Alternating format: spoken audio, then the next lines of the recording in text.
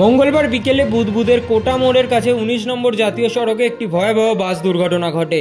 জানা গেছে, কাটোয়া থেকে বরাকরগামী একটি বেসরকারি যাত্রীবাহী বাস ওভারপুলের ওপর দ্রুত গতিতে যাওয়ার সময় নিয়ন্ত্রণ হারিয়ে দুটি লরির সাথে ধাক্কা গিয়ে ডিভাইডারে ধাক্কা মারে। দুর্ঘটনায় আহত হয় ১৫ জন যাত্রী, যার মধ্যে গুরুতর আহত ৮ জন।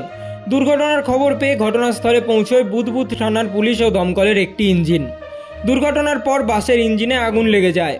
যদিও দুর্ঘটনার পর ঘটনাস্থলে দমকলের একটি ইঞ্জিন পৌঁছে আগুন নিভিয়ে দেয়। দুর্ঘটনার জেরে জাতীয় সড়কে দিল্লিগামী রাস্তায় যান চলাচল বন্ধ হয়ে পড়ে। আহত যাত্রীরা জানিয়েছেন যে বাসটি বেপরোয়া গতিতে যাচ্ছিল। একটি লরিকে ওভারটেক করার চেষ্টা করার সময় দুর্ঘটনাটি ঘটে। এর ফলে লরির তেলের ট্যাঙ্ক ফেটে জাতীয় সড়কের ওপর ডিজেল ছড়িয়ে পড়ে, যার কারণে এই রাস্তায় যান চলাচল বন্ধ করে সার্ভিস রোড দিয়ে সমস্ত গাড়িকে পারাপার করানো হয়।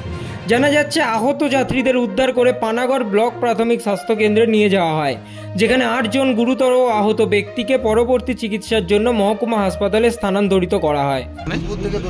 আচ্ছা, তারপরে বাসটা এইটুকু রাস্তা দিয়ে বেরোনো ওর ইম্পসিবল ছিল, তবু এই ট্রাকটাকে কাটাতে গিয়ে প্রথমে পারলো না, এই অল্প জায়গা দিয়ে বেরোতে পারলো না, ওর ট্যাঙ্কিতে মারলো, তারপরে পেছনে ওই ট্রাককে মারে, যখন ড্রাইভার সামলাতে পারলো না সোজা ব্যারিকেডে মারলো।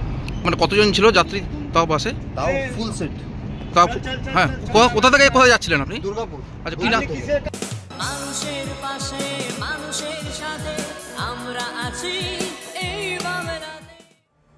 আপনারা দেখছেন সংবাদ শিরোনাম। দেখলেন তো অনেক কিছু, এবার দেখুন নতুন কিছু।